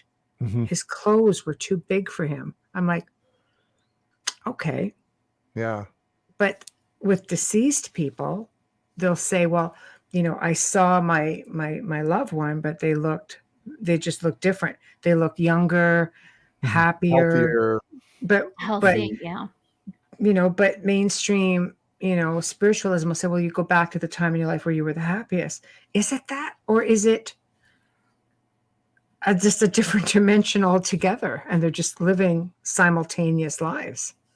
That's a big thing, the big question, right? And that's what Paul Dino says in his book, Beyond the Paranormal. He believes it's all multiverse. So it's not even a ghost. It's just that person from a different dimensional bleachers, which Joe says. The thinning of the veil. You know what I mean? Yeah, where they true. can interact with them for a bit. So that would be, I guess, the doppelganger. Theory. Amelia, sorry, I keep forgetting you can actually see the screen, even though we can't see. If you want to read that off for the listeners who aren't Yeah, actually I'm very watching. mysterious. I can see you, but you can't see You me. can't. It's just weird. I just naturally blurred out because I'm assuming you can't see anything. But I go need ahead. a little mystery. I'm old. Nimdulak says, my ex swore up and down he chased me in my car, and I was at work at the time. He was pissed off at me because I didn't see him. So weird. Is it a doppelganger? Isn't the legend that if you see your doppelganger, it's lights out? Doesn't it mean, yeah. It could be, but are we dealing with just you in a different? Exactly. That's right. That's the whole thing. You have to question this now, because I remember Richard Estep, one of his investigators at one of the locations, he looked identical to Richard, and went to talk to him, and then he wasn't there. And it was at a location they were investigating. And meanwhile, Richard was somewhere else with someone else, was never on even that side of the building. Wow. So maybe that's just parallel dimension or different layer. Multiverse. But he never, Richard never saw it, but Sean Crusha saw it. It was he actually was on, I believe, A Haunting or something, one of those shows with that story. So what do you think, Jason? I don't know. Like that to me, it does sound like a slip in a dimensional void. That's the only way to, especially if the person is that tangible. You know what I mean? And alive. And he was chasing him, calling him. Yeah. And this, you're just seeing that time slip, so he can't respond because he's just out of that wavelength, right? That's what it sounds like to me. Like, really crazy, right? Okay, so here's for people who hear things, because when you go to bed at night and you hear all these different frequencies and voices, and like it sounds like old radio voices or old televisions, or does that ever happen to you? I know, like with those of us who are intuitive or mediums, we can literally hear other things every night. Not a night goes by where I don't hear something. And is that just tapping into a different frequency, which might be coming from another dimension altogether? I think it could be, or if you're kind of, in tune or even a bit empathic, you're just maybe picking up something else from around you. Yes, right? Dave, 100%. You know what I mean? I wake up Yes. with the sound of a clock radio, and I don't have a clock radio and haven't had one in years. Yeah. But it's been going on for the longest time. Does. Yeah, she does. She's back in the 70s. She's back in the 70s, which doesn't make sense because I was born in 69. So it's like, how are we in these other dimensions? Are we identical to ourselves now, or are we, like some will say? And then what does that say for reincarnation? For those beliefs, reincarnation. I was actually interviewing someone today on reincarnation for the upcoming book, because I think that's a good aspect to add into the story. If you have a near-death experience, you go to this wonderful place, do you come back? And they're very much, you have different lives, and then you have your times between lives in this space, and then you have memories of past lives in your current life. So, but if you believe in the multiverse, all these lives could still be going on simultaneously, and you die in one, and then you remember, you pop up in another one, and you remember. Like, I have a memory of being on a vacation with someone who I know now, but I dreamed it. I dreamed that we were on this big vacation, and it was really wonderful and all that. And I have moments where I have to pause, and because I think back to, wow, that was a great vacation. It's like, dude, you never went on that. You dreamt it, but it felt so real. Shut up. Right? Yeah. It was just a different one. It was a different. Yeah. I actually brought up with the reincarnation people today, and they're like, no, that was just you well sleeping, remembered a past life. And that's why it was so vivid and so strong, and why you can remember it even now. Like a deja vu.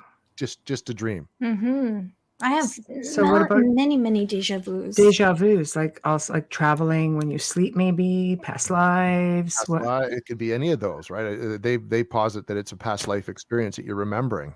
Right. Really? Because deja vu, it feels like you've been there, done that. And you've seen it come. Well, okay, it's at just some point you did. It's in your subconscious. Yeah, it doesn't mean it's an imprint from here. I have too many of them. Sometimes it's debilitating. It's it makes me physically ill at times.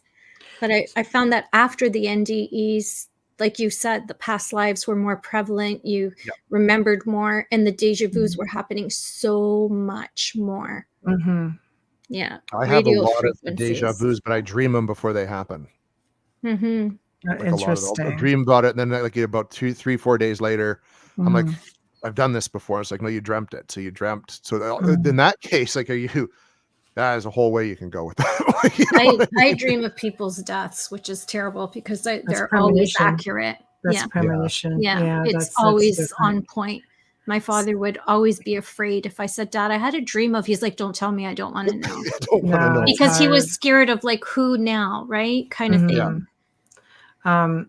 Radio frequencies. Yeah, like things on the waves. Do you ever have like I've had the occasional voice recording where you can hear faint music in the background, like they're riding the wave somehow. Have Okay. you ever had anything like that? I haven't myself. No. I Yeah. think that would be interesting though to have that to actually. I've got an interesting recording. It came through this is back in 1988, 89. And it showed up on, you have those old answering machines, Mhm. and like beep, and it Yeah. just leave a message. She The came cassette. through on this message. It was someone I knew who had passed. She came through on this, left a message, but we had an agreement. And she said, whichever one of us, she was older than I was, like considerably, she was almost like a second mom to me. She goes, whichever one of us dies first comes back and notifies the other. I'm like, okay. She goes, well, it'll be me because I'll go first. Little did she know within less than a year, at 52, she would pass from cancer, which came out Oh, of remission. Yeah. My daughter's middle name was was her middle name. We were very, very close. But she left this message on the answering machine, and it starts off with faint music in the background. And then you can hear beep. She channeled through about 3 of them. And then she Really? spoke. And while she spoke, you could hear it in the background. And then it beeped and it went through one more channel and beeped again.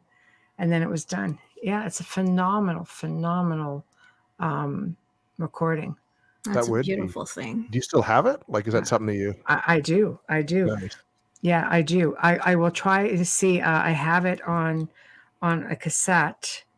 I know I transferred it digitally. It's probably in the old computer, but if I can dig it up, I will send it to you. I would love to hear that. I Okay. really would. I've never heard anything like that before. In the end, when she passed away, she ended up with pneumonia for a long time. So she was having a hard time, like there was fluid around her heart and it just sort of squeezing it. So she kind of spoke like this. Mhm. And it ended up when they opened her up for surgery to drain that, the cancer came, and within 2 days she was gone. Yeah, the But when she oxygen. spoke on that recording, it was in that voice, Oh, and she wow. was speaking to my cats. She used to call them her fellas, and in there she goes, "Hello, fellas," just like that. And it was just all this music in the back. So you would know it was her. I knew 100% it was her. Oh, Yeah. Yeah, that's I why she played it for said her that. husband.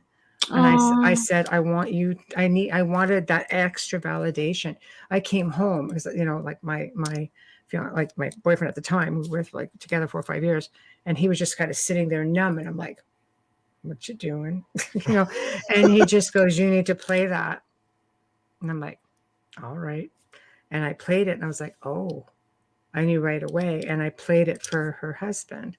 And he just goes, and he said her name. And I went, okay, good. And that was the validation.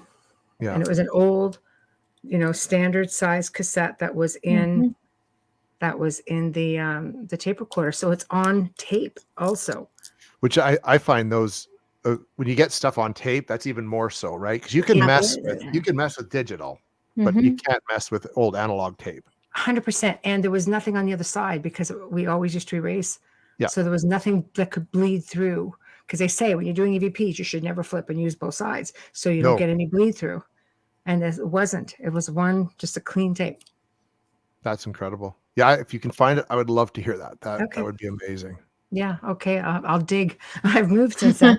And yeah. But I know I converted it because I know the family wanted to get the recording, but I knew it was meant for me, and I never gave up the cassette tape of it. So I just said I'll send you through the that's the recording. I recorded it with a digital recorder off of while it was playing, which was the best I could do, but I wasn't going to give up the tape. What a beautiful validation of it doesn't end here. Yeah. That's beautiful. I think so. Yeah. That's amazing. But it lends to the theory of frequencies and how they ride the waves. And I think frequency is a big, because I think we talked about this before, like the Earth has its electromagnetic frequency. Yes. And we are made of energy, electromagnetic energy. So it makes sense when we pass, that energy goes somewhere. And I think there's a big, if ghosts are just ghosts, I think a big way to explain it is that energy is in the Earth electromagnetic field. And that's how they can manipulate a spirit box or a recorder or call and leave a message on an answering machine. I agree with you. Right? And it's just understanding how that frequency works. I agree with you. And it wasn't like a radio station. There was a song playing through the whole thing. And even though that thing kept beeping, there's a song. Yeah, the song didn't stop because it was different messages. It would stop and then become something else. That's right. And it didn't. You could hear it beep. That's right. You could hear it beep, and you could hear it just channel through 4 different spaces. That's incredible. That's awesome. It really was. And I wasn't into paranormal or anything back then. This is a long, long time ago. It was just an experience. And for me, it was meant for me. It was very personal for me. It wasn't until years and years later. I mean, I didn't get involved into the paranormal 2004. That was it. So, I mean, this happened in 1989. That would make me go down the road of paranormal. Absolutely. Yeah. One way or another, it's going to happen. But, it's what I always say. I believe that they often, the dead will often leave messages. Life gets so busy, we don't pay attention to some of the signs that they're leaving. The example I always use, and people will hear me say it, is that if you put a glass on the table and you go to work and you come back, and if that glass is moved, are you going to say to yourself, oh, I left the glass on the table? Or are you going to say to yourself, that glass is moved. That's not where I've left it. Something's not right. Like, you know what I mean? Like, we don't pay attention to all the signs that are left out there. And it's a shame because I believe that not everyone has the energy when they pass to just do something like that. But she was really into that sort of thing. So I knew she would do something really interesting when she could. It took her 2 weeks, though, and she did it. Mind you, she appeared to one of her family members after 3 days, like full on. So she definitely taught herself. But there are some spirits that could only do something so minute. Sometimes it's just a smell, a sound, anything to trigger a memory even. We just don't pay attention. Do you think they can, this is something I've been looking at recently too, they can communicate in your dreams? That's a way for them to kind of visitations. And that might be even the easiest way because you're kind of in a state of, semi-conscious, It's a visitation dream. When my best friend died, I had 2 of them like that. I knew she came to see me when she died, and I didn't get the call until 3 hours later. Oh. And then, it was my best friend for like 30 years. So I had a really difficult time with that one many years ago now also. But, she came to me also in a visitation and it was very casual. I'm just looking at her, she goes, she's just looking at me, she goes, what's wrong? Even in my visitation, and she's like, you don't know how happy I am right now. And I'm just like, okay. But she, I always was very forgetful, and she held on to all of our memories. She remembered everything. Like, I'm never going to remember anything ever again, And she goes, you'll learn. She goes, you'll, right? She goes, you'll go on. And I just went, it was like a light went on. I went, I will. She's right. Yes. and I will. All right, thanks. And I never had a visitation with her again after that. But it was just enough for her to go, come on, what's wrong with you? Wake up. Yeah, get. But the visitations are so real, you can remember every detail. Yeah. Whereas dreams, you don't. No, and I had, like, when my father passed away at 19, I didn't dream about him at all ever for until 2017. I remember I was trying to make a choice about a job that I wanted to get into. And I was dreaming that we were back in the house I grew up in, which he built. And I was coming out of the kitchen, and I was in the dream. I was like talking with my mom and blah, blah, blah. I remember turning around and leaving the kitchen, and he was standing right there, and he just goes, "Hey, guy," and I just woke right up. I was just, What? dreamt of, no dream about him in like 20 odd years, Wow. 6 years, nothing, and it's all it took. It was just like I just took it as a big like, "You're all right, everything's fine." So that's why I'm showing up now. But it Yeah. startled me so much I woke up. But you're So, also more aware now too yeah, than what you might have been. But it just goes to show you that they don't really miss a beat. They are no, very present in your life, I think right? that, and they're around all the time. Like it's Yeah. something that goes on all the time, and I think the more you accept these events that happen to you, like the dream thing, the more in tune you get. You know Mhm. what I mean? Like if you're willing to sort of shut It's off, like we're talking true. about the noise of the world around us, and just start focusing on what's actually real here, Mhm. not computers and social media and all that, but the real stuff, you get more in tune. I think it allows you to wake up that faculty we have in our brain. Mhm. I agree. That's what all this technology is to numb you. Yeah, well, it definitely is. I believe it more and more, and that's why people have become maybe even more afraid Right. of Mhm. things like ghosts and the paranormal and what happens when we die, because it's real. You have to address it, but you can numb that by scrolling through someone's Instagram feed for you know what I mean? Like, Have you ever tried it with a ghost box? People used to come and stay at this house to have an experience. There was something about this place that it would do, just crank on the ghost box and they would be in contact with their loved ones. I've had more emotional moments here. Even Wayne's father had a very strong British accent, very difficult to understand, and would just it was like their voice. Many times people come in and go, no, it was their demeanor, it was their voice, they would only say things that they could know. So I'm like, yeah, yeah, go ahead, crank it on, man, whatever. yeah, see, and just see what works, right? And how people respond. I've had people just, cry in my arms, just fall on the floor crying and just like have emotional experiences. I'm just like, but they're like, you helped me to heal. Thank you. I'm just like, Mhm. you know, Yeah. Well, I think it's, it can be very healing, like this line of work for people, right? I mean, and that's, I find, even like these residential cases, like these people are mm, generally concerned about what's happening in their house. yes. Want to know what's going on. They want that comfort, right? And they want Mhm, us to, and we always tell them we can't get rid of it, um, mhm. kind of thing. That's not what we do, but we can kind of at least give you enough evidence or answer so you can make a decision of what course of action you want to take, Yeah, right? can you live with it or not live with it?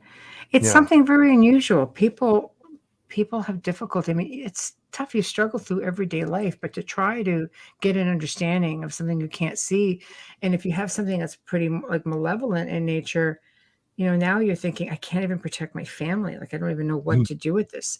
Like, if people aren't schooled. I mean, there's not like, you can go to take a course on an average, they're out there, but they're not schooled or versed in this kind of thing. It's just like, what do you do? Like the job of a good paranormal investigator, a good investigator is very important because you become counselor. You Yeah. become I always tell people, I'll just say, I would always go into a house and I would just say, let me take the weight for a little while. Don't Mhm. worry. I'll take the weight. Well, Let me deal with exactly. it. Right. It's And important. that's why, even with asking them to leave, like it's one, so that we can check what happens when they're not there. But you guys just get out and we'll just sit here and see what we can, don't worry about Mhm. it. Right. It'll be our problem for a couple hours if there's anything Yeah. here. Do you ever get families that say, with your information, that say, you know what, we're actually okay with this? Like they can stay and live happily ever after? Oh yeah. And they're quite often like it's once they kind of realize what it is, especially if it's nothing malicious, and rare is it that we've ever found anything that is. Hmm. Most people are fine. They might eventually move, but Hmm. more for other reasons than the fact this is going on. I don't think in any of the ones I've done, anyone's ever just left because of The what's actually spirit. happening in their home. Right. Well, this house is haunted. I mean, we're good old Bot's giving me one last hurrah. Wasn't that bad tonight? Jeez, no, we've had some real wow doozies on here, 15 at a time, and Last week like was, porn and spam, and it it's was great. smut. Yeah, it's I have awesome. to go through our comment section, all our Paranormal Network videos once in a while, and just delete, delete, delete, delete. Oh yeah, it's Yeah. just not freaking stop, honestly. Oh, look at that, another one. Look at you go. Telling you. Right. There we go. 2 for 2. Oh, I love that. Nim Yeah. says, yeah, good point. Spiritual social work need compassion and facts altogether. No, Exactly. it's true. It's true. And I think also it comes down, like, if you can't do something, just refer somebody to someone in their area if you can't Mhm. be there. I've worked up an amazing social or, paranormal network of people, especially, back in the day. Like, I couldn't be anywhere. I'd travel around the world, so it's like I could try, you can make yourself accessible. I worked in the US a lot and here, and any investigating I did on the other side of the world was just more for my own curiosity. But I think that there are some researchers that just don't want to do that for whatever reason. They can't help the people, but it's almost like they just want to hang on. They just don't want to put that out there. Well, and I think there's a lot of people who investigate who are more out for the thrill of it. They're not really interested in helping anyone. They're out there to have their own experience. So why not go to like a public place, like an old asylum or an old jail or something? Oh, you gift that keeps on giving. Look at that. But That's hilarious. yeah, because I mean, you people don't realize you're messing with somebody here. You're messing with somebody's family. Like, Yeah. you Someone's life, can't their home, where they live, where they're supposed to feel comfortable, right? Yeah, exactly. Like, you can't just turn around and just say, look, you know what? Like, you're making in all these demands. I demand you to show yourself. I want you to do this. I want you to do that. Look, buddy, you get to go home. Mm-hmm. These people are stuck here. You're messing with that. A lot of that, I think. Sometimes, there's been cases where you go in and you do that, you make these demands and nothing happens. But as soon as your ass is out the door, That's yeah, exactly. It's the family that's kind of stuck with it. right? I'm all for people who want to go and have their experiences. I just think you have to leave, other people out of there. I through the years I've cleaned up a lot of messes, a lot. Yeah. And you have people giving false information. These people reach out to an investigator. They want answers and good advice. They don't want a hypothesis or do this or do that. I mean, it's all hypothesis in a way, but they don't want advice that's going to backfire. Like, take all your mirrors and turn them the other way. And what the freaking hell did you just say? Like, Really? I know, like, turn all your mirrors around the other way. I've seen this stuff, and I'm like, No, I know. so never And look in the mirror again is what they're telling you.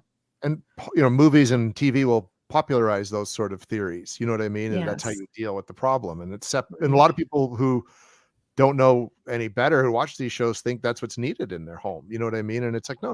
Like, this isn't like the Conjuring 3. Like, I it's, know, exactly. you don't need to And worry not about everybody's that extreme, no. Yeah. But yeah. Well, I'm glad that you're out there doing what you're doing. I'm glad that you are of sound mind, that. Try to level-headed. be. Yeah, level-headed and We and think. diligent. So this is the part of the show where you promote yourself, because we are nearing the end already. I know it's just like time flies, but promote yourself. And how can everyone find you? Well, Your no, books? I appreciate that. Thank you so much. Well, you can find the Canadian Paranormal Foundation on Facebook, at Canadian Paranormal Foundation. The Paranormal Network's on there as well, at Paranormal Headquarters. Right. Myself, Jason Hewlett. I'm on Instagram at jhewlett72, and Facebook is Jason Hewlett. I think it's .76. I guess there's 76 of us or something like that around there. Right. But yeah, and I mean, if you're interested, like in my books, I Want to Believe, an Investigator's Archive, and I Want to Believe, One Man's Journey to the Paranormal. They're both available on Amazon, Barnes and Noble, and at the Book Depository online. So Nice. Fantastic. trying And to if be out there and keep it real. somebody wants to, well, we appreciate that, because there's a lot out there that's very questionable. So so if somebody wants to contact you for an investigation, the best place to contact you is at? Yeah, if it's for an investigation, definitely like via Canadian Paranormal, or even just Right. reach out to myself. Like, my email is jhewlett72@gmail.com. We're in Western Canada, so if Right. you have to kind of be in that neck of the woods for the next few months at least, until it feels safer to travel much further, which we do want to do. And if you have any amazing experiences, share it up. But if you have any time slips, Because I think that Yeah, should be your next book. that's going to be an interesting one. That should be a good future. Beware on Saturday. I know. Yeah, and I will let both of you know what happened Saturday night, if anything. Jeez, That Jason, would I'm be looking nice. I forward to know. knowing. Yeah. I know. That would be really interesting. I almost want see. to like kill your phone and FaceTime so I can be there with you and watch it. I'm so jealous. We can't go anywhere here, so No, it's true. We're still, yeah. we're still in the pity lockdown. So Isn't that supposed to be ending pretty quick though? Like the 31st. the 31st, yeah. So Monday, yeah. No, it's going to 50% capacity. It's not ending. So it's not even fully. No. No, they'll do the 3-week thing, and then you know the drill. You live here. Oh, we've been through all of this. Yes. It sounds like the science is saying that by summer, at least, it'll be mostly endemic in most of our parts of the world, and I hope so. Let's hope I so, can because they just only found a new hope. variant. So let's hope. This one, if you look at the science, though, it's even less. Yeah, risky. it should They're all be getting with less. each one, right? Yeah. They Well, said no. it should be. A virus is a living thing, so what's the point in killing off the host? Yeah. Right? We just lived through the birth of another That's right. annual bug. Basically, it was a bad one. Exactly. It was because no one had it, so there was It's getting no less immunity. and less and less. So Yeah. eventually we can just kick it in the butt and move Well, on. A lot of people say, well, why, the flu's the same way. I'm like, no. Yeah. Spanish flu came in after World War II and World War I, and it wiped out millions of people because there was no immunity just like this. Yeah, that's exactly It takes time to build the immunity around the world. And then it exactly will be the same thing. Yeah, and by this time next year, I'm sure it'll be even more so. Like, Yeah. Let's hope so. I don't want to talk about another year down the road. No. Like this. I just don't want to. No, we've talked 1 year down the road for years now. I know, right? No, I want to be I just in want Europe to this sit time at a next year. table with my family. My God. I know, but, Exactly. Yeah. anyway, Jason, thank you again for joining us, and let us know when that other book is out, because you can come back on and tell us all about it. Absolutely, it'd be my pleasure, and thank you so much again for your support and friendship, and for having me on. It's been Oh, fantastic you're as the always. best. We Always. love you. Thank you so much for being here. Thank you so Bye. much, Gal. Thank you. care. Night. Night. Good night. Well, we have already come to the end of another fantastic segment of The Outer Realm. Jason is just awesome, isn't he? We just love having him on. So huge thank you to him for joining us again. And big thank you to Folgers Coffee for sponsoring us for all this time. And you do make it possible. You guys are just wonderful. Big thank you, Dr. Snick, aka Justin Snicker, for providing us with our intro and outro. So please remember, our time to plug. Stop by our YouTube channels for the network, which is International Public Radio, UFO Paranormal Radio, and UFO Gods and Extraterrestrials, and subscribe. Do not forget about Little Old Us over on Facebook, and you can find us on The Outer Realm with Michelle Droche and Emily Pisano. Show us a like. If you are interested in being on the show, I get so many messages coming through Messenger. Guys, I have probably at least 4 pages, now more with the network pages to watch. And I can't do it. Just my personal one alone, I get well over 100 messages a day. It's too difficult. The only, and it does take me a bit of time, so please bear with me, but the only, messages we look at are by email, which is theouterrealmcontact@gmail.com. Again, the Outer Realm Gmail, or rather, sorry, the Outer Realm contact@gmail.com. The Outer Realm contact@gmail.com. That is really the only thing I'm going to reply to. And again, we do get, quite a bit. Sometimes there's just stories to tell. Whatever you want to send, feel free. I will eventually get to them all, but I won't get to any on Messenger. So that is the only way. So tune in tomorrow night as we welcome the return of Dr. Kimberly McGeorge. And she's going to be discussing possession and deliverances, and clearings for houses and land, and really looking forward to it. She's a very well-versed lady. So, and until then, Amelia and I do bid you guys a good night, and thank you for tuning in. Thank you to everybody in chat, and we will all see you tomorrow night.